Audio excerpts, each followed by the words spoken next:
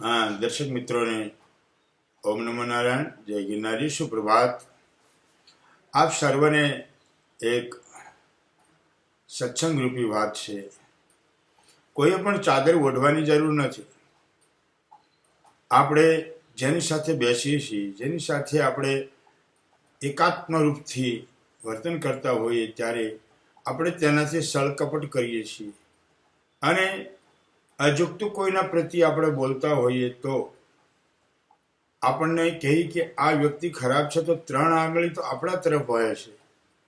મિત્રો, યાદ રાખવાનું, જીવનની અંદર કદી પણ કોઈનાથી રાગ દ્વેષ ન કરશો, કોઈનાથી સળકપટ ન કરશો, એનું પરિણામ બહુ ખરાબ આવે છે। જ્યારે કુદરત તમને જ્ઞાન આપે છે ને ત્યારે સાક્ષીઓની જરૂર નથી હોતી। કોઈ દિવસ કોઈના પ્રતિ, એમાં સદગુરુ જેને બનાવ્યા હોય, ગુરુ બનાવ્યા હોય અને એનાથી આપણે સળકપટ કરીએ, ઘરમાં આપણે પત્ની, બાળકો, પરિવાર, એનાથી પણ આપણે સળકપટ કરતા હોઈએ છીએ તો એ મિત્રો તમારો સંસાર બગડે છે, તમારું જીવન બગડે છે। યાદ રાખજો, જીવનમાં દરેકને સુખ, શાંતિ અને સમૃદ્ધિ મળે છે, પણ એ ટકાવવી એ તમારા હાથમાં વાત છે। ભગવાન તમને પૈસો આપશે, લક્ષ્મી આપશે તો શાંતિ છીનવાઈ જશે। એવો પૈસો શું કામનો જે તમારી ચિંતા અને આદિ વ્યાધિથી ઉપાધિગ્રસ્ત જીવન થઈ જાય। મિત્રો, 1 ટકનું ભોજન કરજો પણ કોઈનાથી સળકપટ ન કરશો। સળકપટથી મેળવેલી સંપત્તિ વિનાશ। એમ કહે છે કે અનિતિનું ધન દાદશે, જડા મૂળશે જાત। અનિતિનું ધન આપણા ઘરમાં આવે, આપણા પરિવારમાં આવે, બાળકો ખાય, પણ એનું પરિણામ પણ એવું જ આવે છે, 10 વર્ષે જડા મૂળશે જાત। રામાયણના સૂત્રો છે અને આપ જોઈ શકો છો, આપણે ત્યાં રામાયણ, ભાગવત, ગીતા સર્વ પુસ્તકો છે, એનું અધ્યયન આપણે કરીને આપણા જીવનમાં ઉતારીએ તો એ મહાભારત કદી નહીં બને। એ રામાયણ આપણા જીવનમાં આપણને ઉપદેશ દેવા માટે, પિતાની આજ્ઞા, ગુરુની આજ્ઞા પાલન કરવા માટે આપણને ભગવાને એક સાંકેતિક ભાષામાં પોતાનું જીવન કેવું હોવું જોઈએ, મનુષ્યનું જીવન કેવું હોવું જોઈએ એ બતાવ્યું છે। આપણે આપણું જીવન કેવું જીવીએ છીએ એ આપણા અંતર આત્માને પૂછવાની જરૂર છે। જીવનની દરેક ઘટનાઓ પોતાને ખબર જ હોય છે, કોણ સત્ય છે, કોણ ખોટું છે, પણ છતાં આપણે આગળ વધીને આપણે કોઈને બદનામ કરશું, પરિવારથી વિખવાદ કરશું, જ્યાં આપણે જઈએ છીએ ત્યાં આપણા માટે કોઈ સારી મોડી વાતો કરશે। આ બધા વિચારો સમાજમાં રહો એટલે જાણવું પડે છે। રામે સીતાને વનવાસ કાઢી અને વાલ્મીકીજી ઋષિના આશ્રમમાં લવ અને કૃષ્ણ મૂકવામાં આવ્યા। શા માટે? એ મર્યાદા પુરુષોત્તમ છે, જેને સમાજનો ડર છે કે મારા માટે સમાજ શું કહેશે, પરંતુ મહાપુરુષો તો આ બધા ડરને કાઢી ગમે એટલી નિંદા કરે, ગમે એટલી વાતો કરે, છતાંય પરમાત્માને છોડતો નથી। એ જ મહાપુરુષ બને છે। આજે આપણે થોડી ઘણી વિપત્તિ આવતી હોય ત્યારે આપણે એને ત્યાગ કરી દઈએ છીએ। સતત પરમાત્મામાં લીન રહેવું, ગુરુની ભક્તિમાં લીન રહેવું, જેને આપણે ઈશ્વરનો માર્ગ બતાવ્યો છે એવા ગુરુનું સાનિધ્ય પ્રાપ્ત થયું હોય, હું દરેક ગુરુ ભક્તોને વિનંતી કરું છું કે આવા જો તમને ગુરુ મળ્યા હોય તો એમની સેવા કરી અને તમે સમાજને, જગતને કંઈક ઉપદેશ આપી શકો। આજે ગુરુની નિંદા, સંતોની નિંદા, ધર્મની નિંદા, અમે આમાં નથી માનતા, મંદિરમાં જવું અને ત્યાં મારી તારી વાતો કરવી એ મનુષ્યને લાયક નથી। અરે, આ તો તમે અનેક જન્મથી કરતા આવ્યા છો, હવે તો તમે તમારા જીવનમાં પરિવર્તનને વળાંક લાવો। ગુરુ તત્વ એક એવું તત્વ છે, તમને શિવ સુધી મિલન કરાવી શકે છે। ગુરુ તત્વ તમને શિવનું મિલન કરાવી શકે છે એવું આ ગુરુ તત્વ છે। ગુરુનો પણ એક વર્ષે નાશ થવાનો છે, પણ ગુરુ તત્વ જે છે એ તમને શિવ સુધી, પરમાત્મા સુધી લઈ જાય છે। આપણામાં શિષ્ય તત્વ હોવું જરૂરી છે. આપણે સમર્પણથી સેવા કરતા હોઈએ છીએ, પણ અંદર મનમાં લાખો વિચારો આવતા હોય છે. અરે આ ગુરુ તો આવા છે, અરે આ ગુરુ તો આમ છે, આ સાધુ આવા છે, આ માણસ આવો છે, મારા કાકા આવા છે, દાદા આવા છે, મારા કુટુંબી આવા છે. આ બધું તમે ક્યાં સુધી કરશો? કેટલા જન્મ સુધી કરતા કરતા આવ્યા છો, અને હજી તમારે આ જ કરવાનું છે? આને અનેક જન્મથી આપણે જે કર્મ કરતા હોઈએ છીએ, બડે ભાગ્ય મનુષ્ય તન પાવા, અનેક જન્મના સુકૃત કર્મ ભેગા થાય ત્યારે મનુષ્ય યોનિ પ્રાપ્ત થાય છે. અને મનુષ્ય યોનિની અંદર જ મોક્ષ ગતિ લખેલી છે. 84 લક્ષ યોનિની અંદર મોક્ષ ગતિ હોય તો સિર્ફ મનુષ્યમાં છે. કેમ? મનુષ્યને સર્વત્ર પૂર્ણ બનાવેલો છે પરમાત્મા, અને પૂર્ણ કોષ જાણવા માટે મનુષ્ય દેહને ધારણ કરેલો છે. અને પૂર્ણ કોષ જાણવા માટે વસુદેવ કુટુંબકમની ભાવના, અહીં કોઈ પણ વસ્તુ સાથે લઈ જવાની નથી અને અહીં છોડીને જવાનું છે. યાદ રહે મિત્રો. એટલા માટે જ આ પૂર્ણ કોષ જાણવા માટે પરમાત્માને સાધન અને સિદ્ધિ પેળવવા માટે આપણે આ જાણવું જરૂરી છે. એટલે જ્યારે જ્યારે આપણને કોઈ વિચારો આવે છે ત્યારે સમજી લેવાનું, આપણી અંદર કોઈ મંથરા, કોઈ કંચ, કોઈ જીવાત્મા એવો હવા આપણને લાગે છે, ત્યારે આપણે કોઈને નિંદાઓ કરીએ છીએ, કોઈના વિચારે ગમે તેવો વિચાર કરતા હોઈએ છીએ. આ બધું નિષ્ફળ જાય છે. કુદરતની થપાટને, કુદરતની લાકડી આપણે દેખાતી નથી. અને મનુષ્ય જન્મ દુર્લભ છે. આવો તમને દેહ મળ્યા પછી પણ જો તમે ઈશ્વરને ભૂલીને તમે મારી તારી કરશો તો કેટલા જન્મ સુધી તમારે ગવાવું પડશે. પ્રહલાદને ભગવાને કીધું કે તમે કેટલા જન્મથી મને યાદ કરો છો? ત્યારે પ્રહલાદે કીધું, ભગવાને કીધું કે તારી પાછળ જો હજારો હાડપિંજરના ઢગલા જોયા ત્યારે કીધું કે એટલા જન્મથી તું મને યાદ કરે છે. મિત્રો, આપણે અનેક જન્મોથી પરમાત્માની ભક્તિ કરતા હોઈએ છીએ. પરમાત્માની શક્તિ અને પરમાત્માનો અનુભવ મેળવવા માટે આપણે પ્રયત્નો કરતા હોઈએ છીએ. છતાં જ્યારે આપણે એમાંથી સદગુરુની કૃપા મળ્યા સિવાય એ આમાં સફળતા નહીં મળે. નારદ ગુરુ હતા ભવાનીના, પ્રહલાદના ગુરુ નારદ હતા. આવા મહાપુરુષો જેને ઉપદેશ, અરે વાલ્મીકીના ગુરુ હું તો મારતા મારતા શીખ્યો છું, મરા બોલીશ. અને એ રામ રામ કહેતા વાલ્મીકીએ રામની કથા જન્મની પહેલા લખી આપી છે.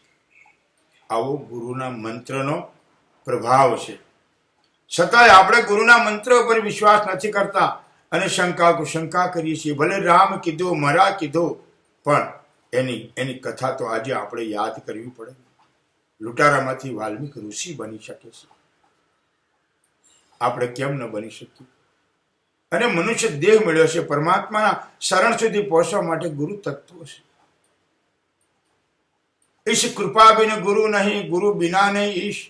ઈશ્વરની કૃપા થાય ને મિત્રો, ત્યારે આપણે સદગુરુ મળે છે. અને સદગુરુ સાથે તમે એવું જીવન જીવો, તમારા પર એવી કૃપા વર્ષાવે. એવું કહે છે કે ઈશ કૃપા બિન ગુરુ નહીં, ગુરુ બિના નહીં ઈશ્વરને સન્મુખ દર્શન કરાવે. નરસિંહ મહેતાના 52 કામ કર્યા છે, ગુરુની કૃપા છે. મતંગ ઋષિના આશ્રમમાં જઈને સબરીને આશીર્વાદ આપતા રામ, એ એની ગુરુની કૃપા છે. પ્રહલાદને હિરણ્યકશ્યપુને ત્યાં જન્મ આપી અને પિતાને ઉપદેશ દેવા માટે આજે પ્રહલાદને ભગવાને સાક્ષાત દર્શન આપ્યા. એ એમના ગુરુની કૃપા છે, નારદની કૃપા છે. માં ભવાનીને આશીર્વાદ આપ્યો ગુરુએ કે તને આવો પતિ શિવ પ્રાપ્ત થશે અને એ તમે વેલ્ક ધારણ કરી અને પરમાત્મા શિવની આરાધના કરશો. એક ગુરુનો પ્રતાપ છે. ગુરુનું એટલું બધું મહત્વ છે. ગુરુ બિન ભવનિધિ તરહિ કોઈ, જો બી રંશ શંકર સમ હોય. અરે ગુરુ એ ગુરુ છે. તમે કઈ રીતે એની વ્યાખ્યા કરી શકો છો? ગુરુને તમે તમારા શરીરના ચામડાના પગરખા પહેરાવો ને તો પણ તમે એના ઋણમાંથી મુક્ત નહીં થઈ શકો. આવું ગુરુ પદ છે. અને એ ગુરુ પદ માટે આપણે ગમે તેવો વિચાર કરશું, ગમે તેવું બોલશું, ગમે તેવું વર્તન કરશું, તો ગુરુને તો ખબર નથી, કારણ કે શરીર એ માનવ દેહ છે. એટલે ગુરુ તત્વ જે શબ્દ છે ને એને ખબર છે. એટલે ભગવાન કૃષ્ણે કીધું મારા સંતોની મારા ગુરુઓની નિંદા કરે ને એને હું અનેક જન્મો લેવા છતાં મળતો નથી. ગુરુ દ્રોહી મમ દાસ કહાવે, સનોર મોહી સપને ન પાવે. ગુરુનો જે દ્રોહ કરે છે, ભગવાન કૃષ્ણ કહે છે, એને હું સપનામાં પણ દર્શન નથી દેતો અને અનેક જન્મ સુધી એને ઘોર નર્કમાં વાસ કરું. ગુરુ ગીતામાં આપશે. તમે રામની ભક્તિ કરો, તમે શિવની ભક્તિ કરો, તમે ગુરુની ભક્તિ કરો, પણ સર્વશ્રેષ્ઠ ગુરુ છે. ગુરુ દત્તાત્રેય 24 ગુરુ કર્યા અને કેવા કૂતરાથી માંડી, પશુથી માંડી, પક્ષીથી માંડી, અરે કેકડાથી માંડી અને કરોળિયાથી માંડી, ભેડથી માંડીને આ બધાને એમાંથી એક એક ગ્રહનો ઉપદેશ લીધો છે.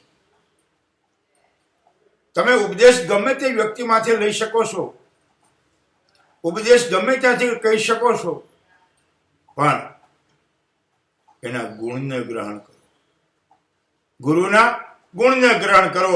ગુરુને જે વ્યક્તિ હોય એ મને ખબર નહીં, પણ ગુરુ માટે કદી શંકા ન કરવી, ગુરુ માટે કદી ખોટું ન વિચારવું, ગુરુને દુઃખ લાગે એવું કદી વર્તન નહીં કરતા. કારણ કે મેં મારા ગુરુના સાનિધ્યમાં રહ્યો છું, મને ખબર છે. ઘણીવાર ગુરુ આપણે ડાંટતા હોય છે, માતા પિતા આપણે ડાંટતા હોય છે, વડીલો આપણે કંઈક કહેતા હોય છે, એ આપણા હિત માટે કહે છે.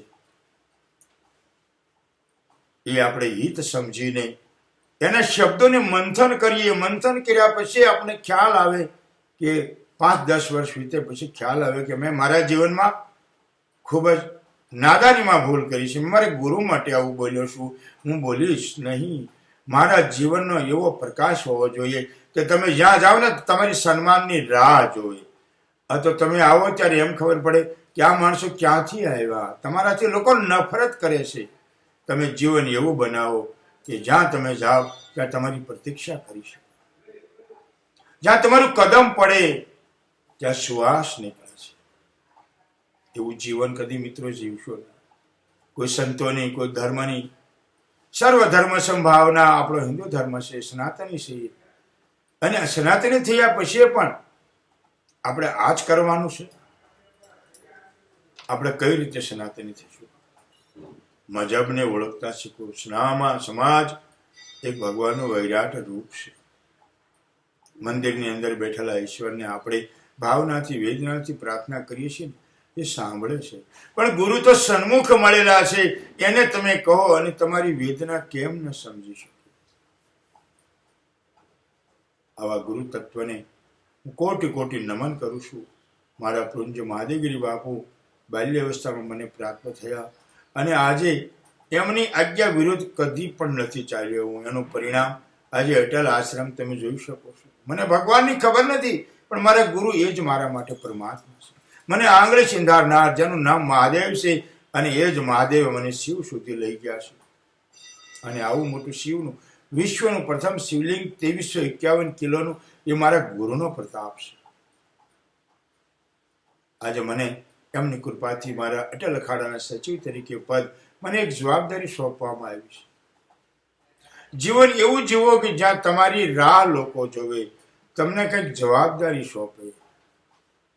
એક કાચનું મકાન હોય, એમાં મિત્રો તમે જોતા હો તો તમે તમારા જ ચહેરા ઉપર જોઈ શકો છો. એમાં તમારું જ સ્વરૂપ તમને દેખાય છે. તમે કોને પથ્થર મારશો? તમે બધા મારા સ્વરૂપો છો. એટલે મનુષ્ય જીવન સાર્થક કરવા માટે ગુરુપદ પાવહી, ગુરુનું પદ મેળવી, જો બિરંચ શંકર સમ હોય. ગુરુ શંકર જેવી મહાન વ્યક્તિ આપણે બની જઈએ, પણ ગુરુ નથી. રાવણના ગુરુ પણ શિવ હતા, પણ એ શિવને ગુરુ માનતા હતા. જોયો તમે મિત્રો? નહીતર ગુરુ એના હોત તો આ પરિસ્થિતિ ન આવત. ન ભૂતો ન ભવિષ્યથી. રાવણ એક શિવનો એવો પરમ ભક્ત છે. એટલે સ્થૂળ રૂપમાં ગુરુ હોવા જોઈએ. આપ જેને માનતા હો, પણ એમના માટે સારી ભાવના, સારા વિચારો, સમાજને સાથે જોડીને ચાલજો. એ તમારા જીવનમાં ખૂબ જ પ્રગતિમય બનશે. તમારા જીવનની અંદર ગુરુની કૃપા સદાય અવતરિત રહેશે. તમારા જીવનમાં સુખ, શાંતિ, સમૃદ્ધિ ગુરુ મહારાજ આપે. તમને સતમાર્ગ તરફ લઈ જાય. તમને કામાદે દોષથી દૂર કરીને પરમાત્મામાં લીન થાય. આખી આ સ્થૂળ શરીર તમારું ને મારું નથી. તમારી સંપત્તિ ભેગી કરેલી પણ અહીં છોડીને તમારે જવાનું છે. તમે કોનાથી રાગ દ્વેષ કરશો? એટલા માટે જ ગુરુનું શરણ લઈ અને તમારા જીવનને સાર્થક કરવાનો એક મોકો મળ્યો છે. મનુષ્ય જન્મ દુર્લભ દિયો છે. દરેક ભક્તોને હું શુભકામના પાઠવું છું. અટલ આશ્રમ યુટ્યુબ ચેનલ અમારી સબસ્ક્રાઈબ કરી, લાઈક કરી અને અમારા દરેક કાર્યક્રમો નિહાળો. 2351 કિલો પારાના શિવલિંગનું દર્શન કરે. દર્શન એ દુર્લભ છે. આપ સર્વના જીવનમાં શિવ સદા પ્રસન્ન રહે. આપની દરેક મનોકામના ભગવાન મહાદેવ કરુણાનિધિ પૂરી કરે એવી મંગલ કામના. સુરત અટલ આશ્રમ પારદેશ્વર મહાદેવ મહંત શ્રી વડુગીરીજી, અખિલ ભારત હિન્દુ મહાસભા, સંત સભા તેમજ શંભુ પંચાયત અખાડા સચિવ શ્રી. નમો નારાયણ.